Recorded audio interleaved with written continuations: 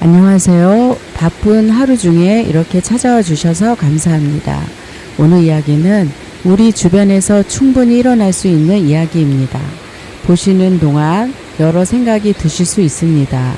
마음 편히 끝까지 함께 해주시면 좋겠습니다. 그럼 지금부터 시작하겠습니다. 그럼 차라리 잘라. 사장 서준혁이 지나가듯 던진 한마디였습니다. 그 한마디에 회사는 200억짜리 계약을 통째로 날릴 위기에 처했습니다. 다음 날 아침 대성 상사에서 걸려온 전화 한 통이 사무실을 얼어붙게 만들었습니다. 저희는 김하준 담당자님과 계속 진행하는 조건으로 여기까지 온 겁니다. 그분 아니면 저희도 이 계약 재검토할 수밖에 없습니다.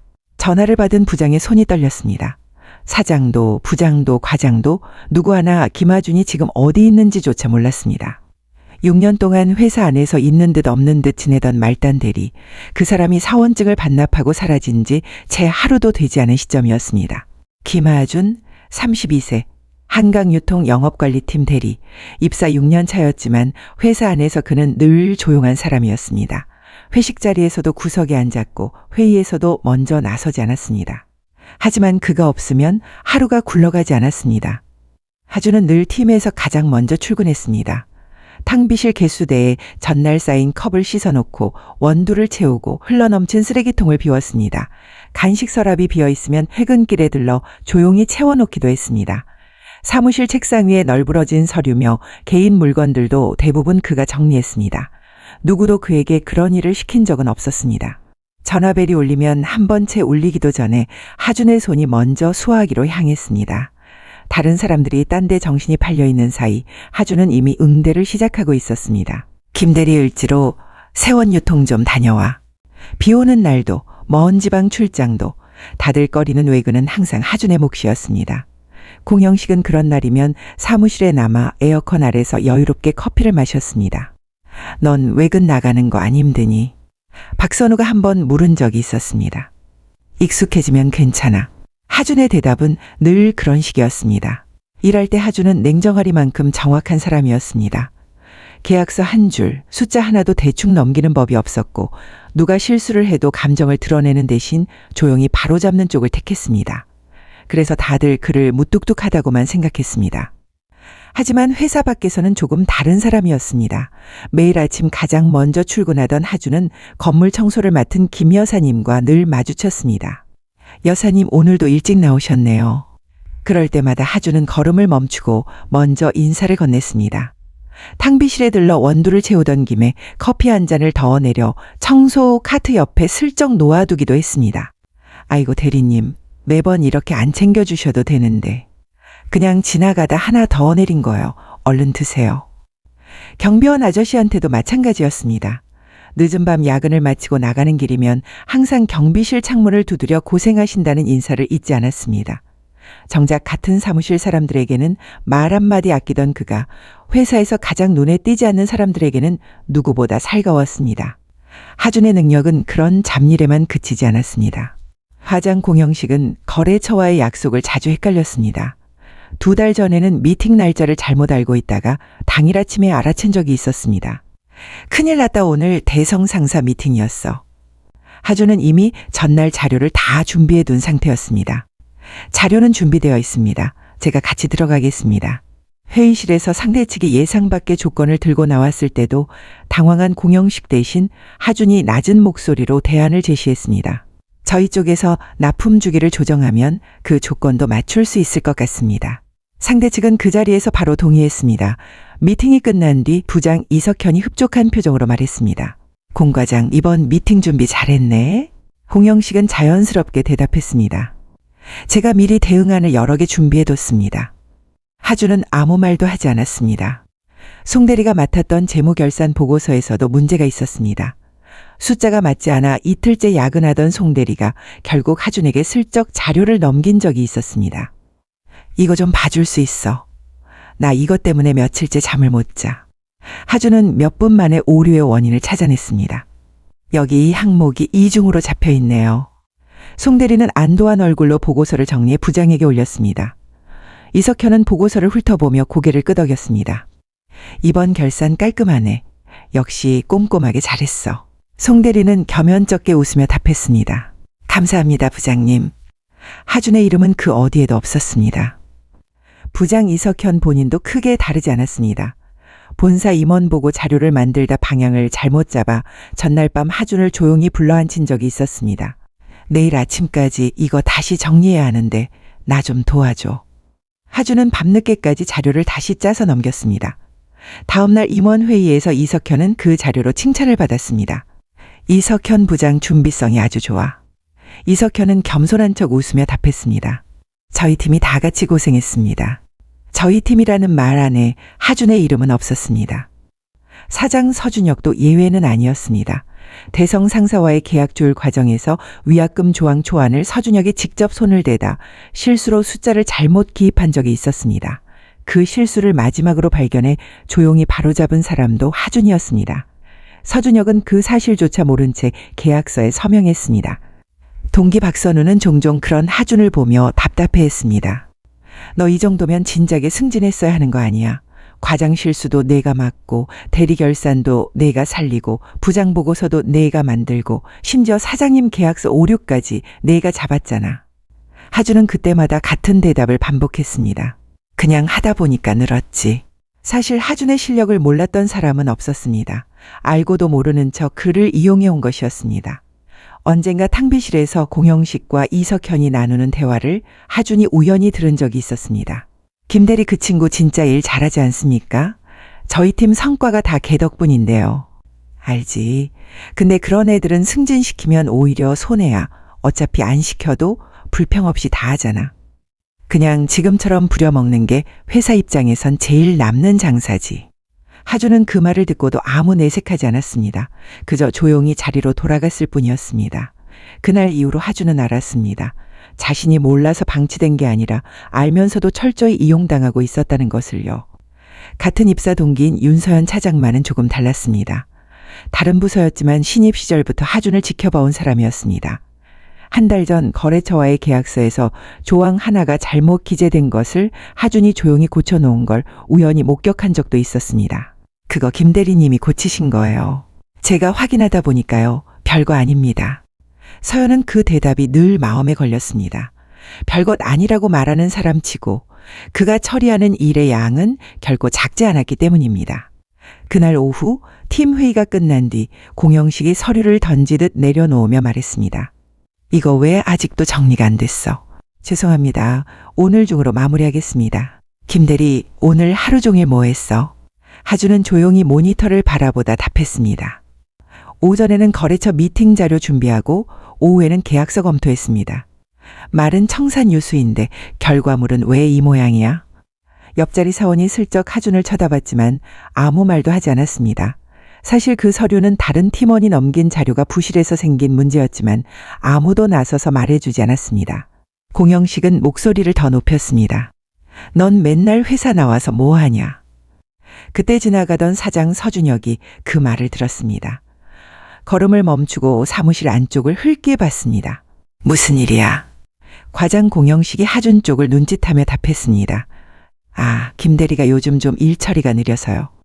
서준혁은 대수롭지 않다는 듯 말했습니다. 김 대리가 그렇게 하는 일 없이 시간만 때우다 가나 보지. 그럼 차라리 잘라? 사무실이 순간 조용해졌습니다. 공영식의 어깨가 으쓱 올라갔습니다.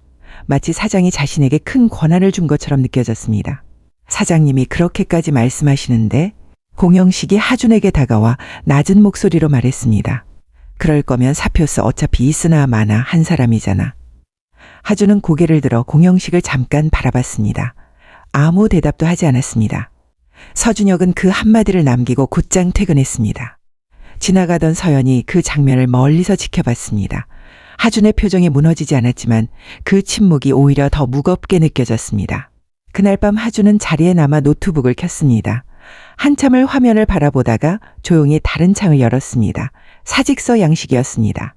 사실 하준이 이 회사에서 6년을 버틸 수 있었던 건 단순한 인내심 때문만은 아니었습니다. 입사 초기에는 그도 회의에서 의견을 내고 아이디어를 제안하던 사람이었습니다. 하지만 매번 돌아오는 반응은 비슷했습니다. 김 대리 그런 건 나중에 얘기하고. 김 대리 지금 그거 말고 이거부터 처리해? 몇 년이 지나자 하준은 자연스럽게 말을 줄였습니다. 대신 눈에 보이지 않는 곳에서 묵묵히 일을 처리하는 쪽을 택했습니다. 동기였던 박선우가 옆자리에서 조용히 물은 적이 있었습니다. 너는 힘들지 않아. 매번 이렇게 조용히 다 떠안는 거. 하주는 그때 짧게 웃으며 답했습니다. 누군가는 해야 하는 일이니까. 그 대답이 얼마나 오래 스스로를 갉아먹고 있었는지 정작 하준 자신도 잘 몰랐습니다. 하준은 사직서 양식을 채워넣기 시작했습니다. 손이 떨리지도 망설임도 없었습니다. 다음 날 아침 사무실 문을 열자마자 심상치 않은 공기가 느껴졌습니다. 책상이 왜 이렇게 어질러져 있어? 공영식이 짜증 섞인 목소리로 사무실을 돌아다니며 소리쳤습니다. 김대리 시원한 냉커피 하나. 대답이 없었습니다. 김대리 11시 미팅 준비해. 역시 대답이 없었습니다. 공영식은 짜증을 참지 못하고 들고 있던 결제 파일로 책상을 내리쳤습니다. 김대리 사람이 부르면 대답을 해야 될 거 아니야. 쾅 소리가 사무실 전체를 울렸습니다. 그 순간 근처에 있던 송대리가 뭔가 생각난 듯 눈을 크게 뜨며 말했습니다. 과장님이 어제 김대리한테 출근하지 말라고 하셨잖아요. 공영식의 손이 그대로 멈췄습니다. 어제 자신이 낮은 목소리로 내뱉었던 말이 머릿속을 스쳐 지나갔습니다. 그럴 거면 사표 써. 어차피 있으나 마나 한 사람이잖아. 공영식의 얼굴이 순식간에 붉어졌습니다. 그랬다고 진짜 출근을 안 해. 미친 거 아니야.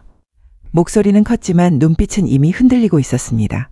그때 부장실 쪽에서 이석현의 목소리가 날카롭게 날아왔습니다. 공 과장 잠깐 들어와봐. 공영식은 정신을 차리지 못한 채 허둥지둥 부장실로 향했습니다. 손에 든 결제 파일이 그새 땀에 젖어 있었습니다. 처음엔 다들 대수롭지 않게 여겼습니다. 하지만 9시 반이 넘어가면서 상황이 급격히 달라지기 시작했습니다. 대성 상사 쪽에서 전화가 왔습니다. 오늘 오후 최종 서명 전에 담당자와 세부 조항을 다시 확인하고 싶다는 내용이었습니다. 저희 담당자가 지금 자리에 없어서요. 잠시 후에 다시 연락드리겠습니다. 사원 하나가 진땀을 흘리며 전화를 끊었습니다. 하지만 그 담당자가 누구인지 자료가 어디 있는지 아는 사람이 아무도 없었습니다. 10시가 되자 재무팀에서 비명 같은 목소리가 들려왔습니다. 이번 달 세금 계산서가 절반도 발행이 안 됐어요. 이거 오늘 마감인데. 영업관리팀 김대리가 대신 처리해주고 있었습니다. 그 사람 지금 없잖아요. 그럼 우리 다 세무조사 대상이에요. 같은 시각 물류팀에서도 전화통에 불이 났습니다. 이번 주 출고 일정표가 시스템에 하나도 안 올라와 있어요. 거래처들이 물건 언제 오냐고 계속 전화 오는데 뭐라고 해야 돼요. 물류팀장이 수화기를 붙든 채 소리쳤습니다. 영업관리팀 쪽에서 누구 확인 좀 해봐요. 마케팅팀도 마찬가지였습니다. 이번 달 프로모션 승인 자료가 통째로 사라졌다며 사원 하나가 울상이 된 채 하준의 개인 이메일로 다급하게 메시지를 보냈습니다. 답은 오지 않았습니다. 저 진짜 이러다 이번 달 프로모션 자료 다 날리게 생겼어요. 사무실 여기저기서 비슷한 목소리가 동시에 터져 나왔습니다. 저 발주서 양식이 어디 있는지 모르겠는데요.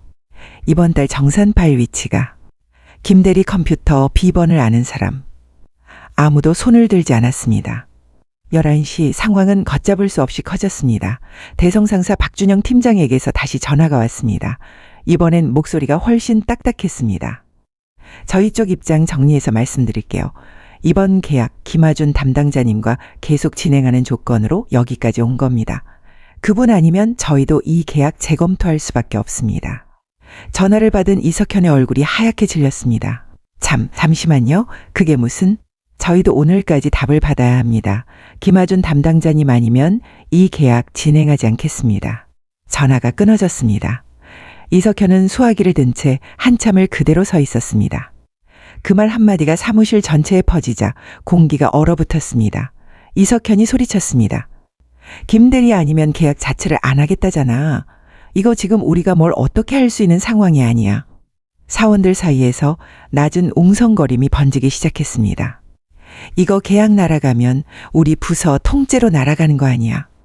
나 이번에 대출 받아서 집 샀는데 말이 씨가 된다고 그런 말 하지 마.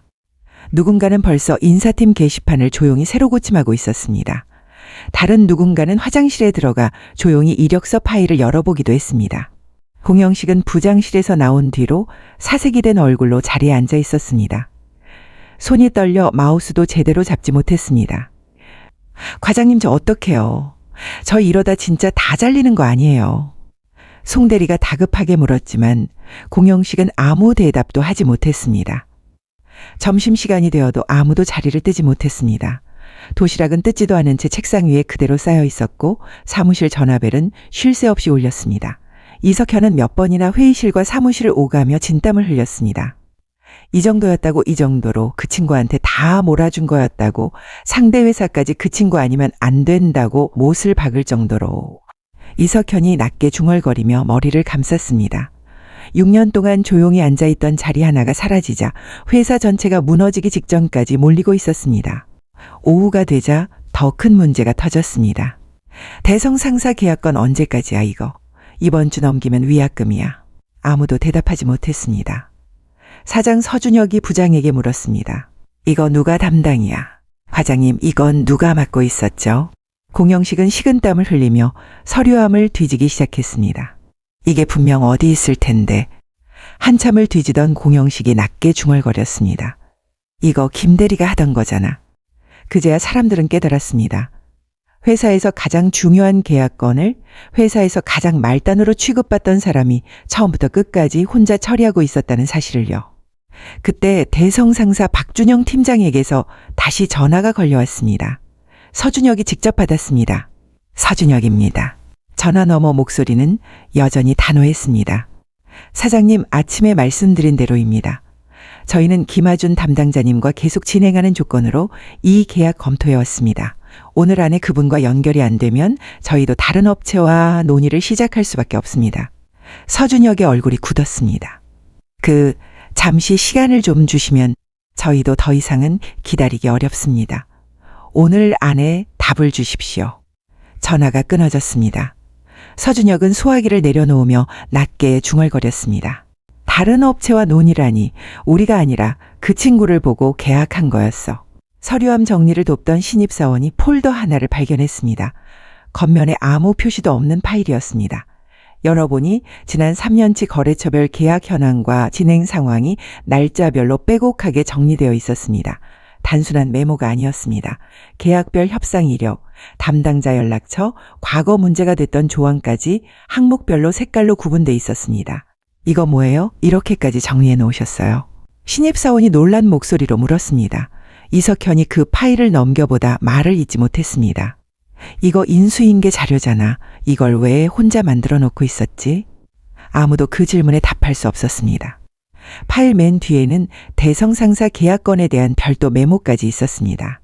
협상 진행 상황과 다음 단계까지 미리 정리되어 있었지만 정작 최종 서명은 하준이 없는 상태로는 진행할 수 없는 구조였습니다. 이거 이대로면 우리가 다시 처음부터 다 짜야 되는데. 송대리가 파일을 넘기며 중얼거렸습니다. 서준혁이 목소리를 높였습니다. 김대리 당장 전화해서 불러. 공영식이 전화를 걸었습니다. 신호는 갔지만 받지 않았습니다. 몇 번을 다시 걸어도 마찬가지였습니다. 문자라도 보내. 공영식은 다급하게 문자를 보냈습니다. 김대리, 미안한데 급한 계약건이 있어서 연락 좀 줘. 답은 오지 않았습니다. 김대리 연락처 말고 다른 방법 없어. 집 주소라든가. 이석현은 고개를 저었습니다. 인사팀에 물어봐야 할 것 같습니다. 서준혁은 자리에 앉아 관자놀이를 눌렀습니다. 어제까지만 해도 이름조차 제대로 기억나지 않던 대리 한 명이 지금은 회사의 존폐를 좌우할 수도 있는 사람이 되어 있었습니다. 이 계약 규모가 얼마짜리였지? 이석현이 서류를 넘기며 답했습니다.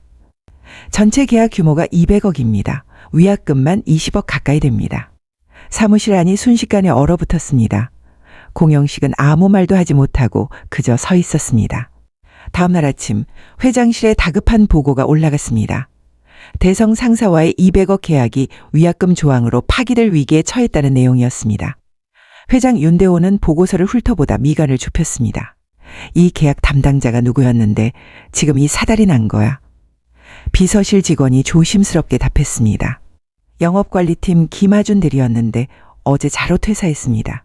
왜 퇴사했는데? 사장님이 그만두라는 식으로 말씀하셨다고 합니다. 윤대호의 얼굴이 굳었습니다. 당장 서준혁이 불러. 서준혁 사장이 회장실로 불려 들어갔습니다. 진땀을 흘리며 상황을 설명했지만 윤대호는 말을 끊었습니다. 자네가 사람을 그렇게 함부로 대해도 되는 자리인가? 200억짜리 계약을 혼자 처리하던 사람을 그런 식으로 내보내? 서준혁은 고개를 들지 못했습니다. 윤대호는 서류를 넘기며 말을 이었습니다. 화장 실수도 그 친구가 맡고 대리 결산도 그 친구가 살리고 부장 보고서도 그 친구가 만들었더구만. 그런데 정작 그 친구 이름은 어디에도 없어. 서준혁은 아무 대답도 하지 못했습니다. 윤대호는 낮은 목소리로 덧붙였습니다. 당분간 이 계약건 자네가 직접 관여하지 마. 지금은 자네가 나설수록 일이 더 꼬여. 이석현 부장도 회장실로 불려 들어갔습니다. 윤대호는 서류를 넘기며 물었습니다. 그 친구가 밤새 자네 임원 보고 자료를 대신 만들어준 게 몇 번인가? 이석현은 말문이 막혔습니다. 그건 알면서도 모르는 척한 건가 몰라서 그냥 넘어간 건가? 이석현은 고개를 들지 못했습니다. 죄송합니다. 윤대호는 서류를 덮으며 말했습니다. 관리 소홀 책임으로 인사위원회에 회부하겠네. 이번 계약 마무리될 때까지 자네 권한은 축소될 걸세. 공영식은 가장 마지막으로 불려 들어갔습니다. 윤대호는 그를 지그시 바라보며 입을 열었습니다. 자네가 그 친구한테 사표 쓰라고 했다지? 공영식은 얼굴이 하얗게 질린 채 답했습니다. 그때는 화가 나서 저도 모르게. 화가 난다고 아무 말이나 해도 되는 자리인가? 자네 실수 그 친구가 몇 번을 대신 막아줬는지는 아나. 공영식은 아무 대답도 하지 못했습니다. 윤대호의 목소리가 낮게 가라앉았습니다. 직접적인 폭언과 강요 책임을 물어 인사위원회에 회부하겠네. 결과에 따라 자네 거취도 정리될 거야. 공영식은 다리에 힘이 풀려 그 자리에 잠시 휘청거렸습니다. 사무실로 돌아온 세 사람의 표정은 하얗게 질려 있었습니다. 박선우가 그 소식을 전해 듣고 짧게 중얼거렸습니다. 진작 이럴 줄 알았지. 하준이가 얼마나 참았는데. 그 모습을 지켜보던 서연이 조용히 회장실 문을 두드렸습니다. 아버지, 제가 그 사람을 찾아보겠습니다. 윤대호는 고개를 끄덕였습니다. 자네가 나서겠다면 맡겨보지. 대신 사람 하나 제대로 데려와야 하네. 서연은 인사기록에 남은 하준의 주소를 확인하고 그 동네로 향했습니다. 오래된 다세대 주택이 늘어선 골목을 한참 돌아다니던 서연은 편의점 봉투를 든 채 걸어오는 하준을 발견했습니다. 차장님이 여기 어떻게? 회사에서 많이 찾고 계세요. 인사기록 보고 혹시나 해서 와봤어요. 두 사람은 근처 작은 공원 벤치에 나란히 앉았습니다. 회사는 지금 난리가 났어요. 계약건도 큰일 났고요. 알고 있었습니다. 그래서 더 늦기 전에 나온 겁니다. 서연은 잠시 침묵하다 조심스럽게 물었습니다. 사장님 말씀 때문이신가요? 하준은 고개를 저었습니다. 그것만은 아닙니다. 그건 그냥 마지막 한마디였을 뿐이에요. 하준은 천천히 이야기를 시작했습니다. 어머니 혼자 저랑 형을 키우셨습니다. 형이 몸이 안 좋아서 계속 병원비가 들어가고요. 서연은 조용히 듣기만 했습니다. 근데 힘들기만 한 건 아니었어요. 어머니가 워낙 밝으신 분이라. 하준의 표정이 처음으로 조금 풀어졌습니다. 형 병원비 때문에 빠듯한데도 어머니는 매달 제 월급날이면 꼭 미역국을 끓이셨습니다. 회사 다니느라 고생한다고요. 정작 당신 드실 반찬은 며칠씩 아껴 드시면서도 저한테는 늘 좋은 것부터 챙겨주셨어요. 서연이 살짝 웃었습니다. 어머니가 다정하신 분이었네요. 형도 그래요. 몸이 안 좋아서 예전만큼 움직이지 못하는데도 제가 퇴근하고 들어가면 꼭 문 앞까지 나와서 오늘 하루 어땠냐고 물어봐 줍니다. 저는 별일 없다고 웃으면서 넘겼지만 사실 그 질문 하나가 하루를 버티게 해준 힘이었어요. 서연은 잠시 침묵하다 조심스럽게 물었습니다. 그런데 왜 회사에서는 그런 이야기를 한 번도 안 하셨어요? 하준은 옅게 웃었습니다. 집안 사정 이야기하면 다들 부담스러워하잖아요. 그냥 조용히 일만 하면 아무도 신경 안 쓰니까 그게 편했습니다. 서연은 잠시 하늘을 올려다보다 말했습니다. 저는 사실 예전부터 김 대리님 보면서 궁금했어요. 왜 이렇게까지 조용히 다 떠안고 사는지. 하준은 손에 든 편의점 봉투를 만지작거리며 답했습니다.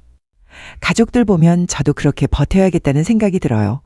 어머니도 형도 힘든 내색 안 하고 저 걱정만 하시는데 저까지 힘들다고 하면 다 무너질 것 같아서요. 근데 사장님이 그 말을 하는 순간 알겠더라고요.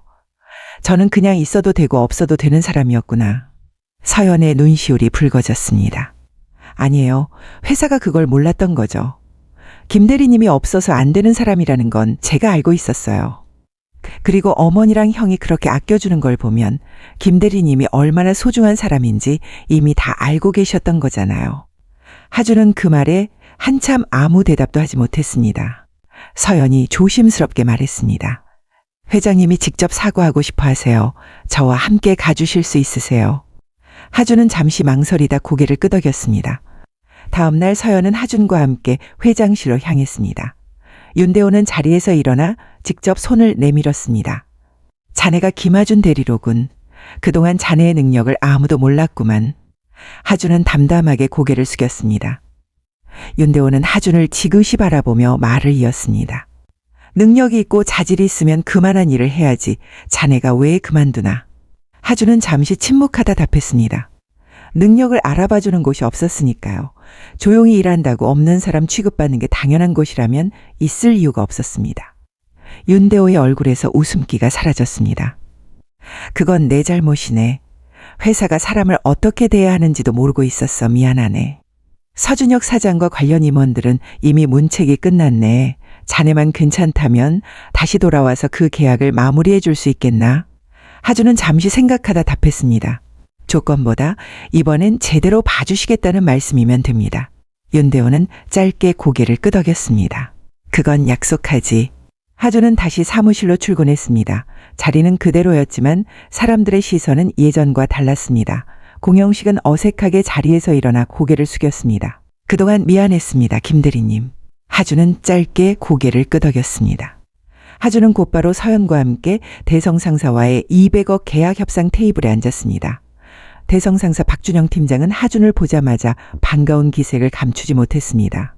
김 대리님이 다시 나오셨네요. 사실 그동안 연락이 끊겨서 저희도 걱정 많았습니다. 서연이 자료를 정리하며 말했습니다. 제가 옆에서 최대한 도와드릴게요. 그동안 정리해두신 자료가 워낙 꼼꼼해서 어렵지 않을 것 같아요. 하주는 옅게 웃었습니다.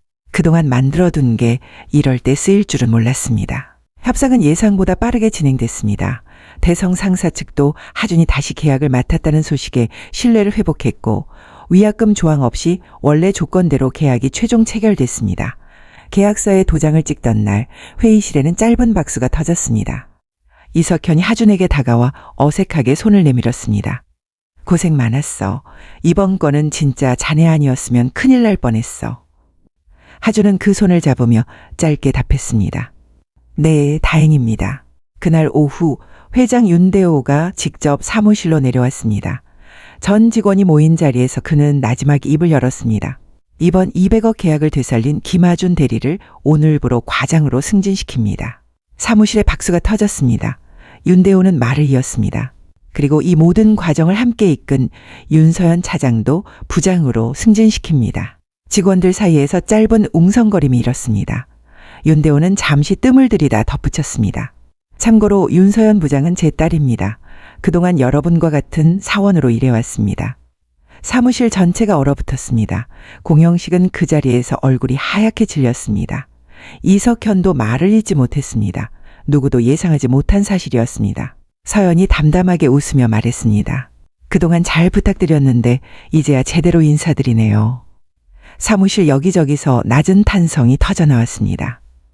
승진 발표가 난 다음 날 하준은 평소보다 조금 일찍 회사 로비에 들어섰습니다. 그런데 로비 입구에서부터 낯선 풍경이 펼쳐졌습니다. 주차관리 아저씨가 먼저 하준을 발견하고는 환하게 웃으며 손을 흔들었습니다. 김 과장님 승진 소식 들었습니다. 축하드려요. 안내데스크 직원들도 자리에서 일어나 박수를 쳤습니다. 과장님 진작 이러셨어야죠. 저희끼리 얼마나 얘기했는지 몰라요.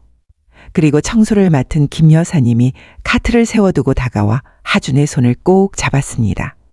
아이고, 네, 그럴 줄 알았어. 그렇게 착실하던 양반이 잘 될 줄 알았다니까. 하준은 순간 말을 잇지 못했습니다. 6년 동안 사무실 안에서는 있는 듯 없는 듯한 존재였지만 정작 자신이 매일 아침 살갑게 인사를 건네던 이 사람들은 처음부터 그를 제대로 보고 있었던 것입니다. 감사합니다. 다 여러분 덕분입니다. 하준은 고개를 숙이며 웃었습니다. 그날 오후 하준은 옥상으로 올라갔습니다. 6년 동안 한 번도 올라와 본 적 없는 곳이었습니다. 얼마 지나지 않아 서연도 커피 2잔을 들고 옥상 문을 열고 나왔습니다. 여기 계실 것 같았어요. 서연이 커피 한 잔을 건네며 하준 옆에 나란히 섰습니다. 두 사람은 난간에 기대어 도심을 내려다봤습니다. 6년 만에 처음 올라와 봅니다. 이런 데가 있는지도 몰랐어요. 하준이 역게 웃으며 말했습니다. 저는 가끔 올라와요. 답답할 때. 서연도 커피를 한 모금 마시며 웃었습니다. 이제 안 답답하시겠어요, 과장님. 하준은 잠시 침묵하다 답했습니다. 덕분입니다. 아니었으면 저 지금쯤 어디서 뭐 하고 있었을지. 서연은 고개를 저었습니다. 저 아니어도 언젠가는 누군가 알아봤을 거예요. 이 정도로 열심히 사는 사람을 계속 몰라볼 리가 없잖아요. 하준은 그 말에 작게 웃었습니다. 두 사람은 한동안 말없이 커피를 마시며 도심의 풍경을 바라봤습니다. 바람이 선선하게 불어왔습니다. 오늘 저녁에 시간 있으세요? 서연이 먼저 물었습니다. 하준은 서연을 돌아보며 옅게 웃었습니다. 네, 있습니다. 옥상 위로 오후 햇살이 길게 들이웠습니다. 6년 동안 있는 듯 없는 듯 지내던 그 자리에서 하준은 처음으로 누군가 자신을 제대로 봐주고 있다는 걸 느꼈습니다. 이 이야기는 창작으로 구성된 이야기입니다. 오늘 이야기 어떠셨나요? 있는 듯 없는 듯 조용히 자기 몫을 다하던 사람을 회사는 몰라봤지만 단 한 사람은 알아봐주고 있었습니다. 당연하게 여겼던 존재가 사라지고 나서야 그 무게를 깨닫는 것도, 결국 누군가는 그 진가를 알아봐준다는 것도 삶에서 크게 다르지 않은 것 같습니다. 여러분 주변에도 조용히 자기 몫을 다하는, 하지만 아직 제대로 알아봐주지 못한 사람이 있나요? 오늘 이야기가 잠시나마 여러분의 마음에 남는 시간이었으면 좋겠습니다. 끝까지 함께 해주셔서 감사합니다. 오늘 이야기 어떠셨나요? 여러분 주변에도 조용히 자기 몫을 다하는, 하지만 아직 제대로 알아봐주지 못한 사람이 있나요?